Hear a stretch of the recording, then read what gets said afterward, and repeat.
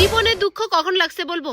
যখন আমার বান্ধবী আমাকে বারবার করে বলতেছিল আমি না কিছুই পারি না, কিচ্ছুই পারবো না, না না আমি কিচ্ছুই পারবো না, আমি পরীক্ষায় আসলে এবার ডাহা ফেল করবো, একদম সত্যি বলতেছি, একদম ডাইরেক্ট ফেল করবো।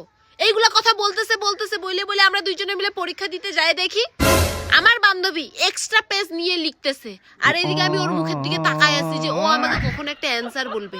আমি পারতেছি না, ওর মুখের দিকে তাকায় আছি, আর দেখি হঠাৎ করে এক্সট্রা পেজ নিল আর আমাকে বাইরে বইলে আসছে যে আমি কিছু পারবো না,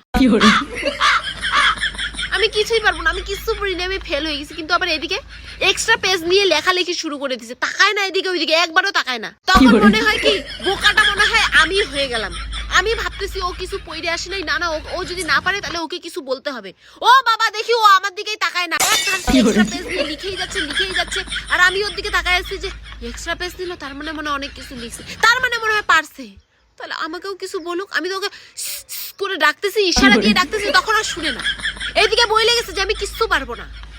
তখন যে আমার মনটা ভাঙে যায় না, তখন আমার সব থেকে বেশি কষ্ট লাগে। ছোট থেকে এখনো পর্যন্ত ধোকাধারী হয়ে আসছে আমার সাথে।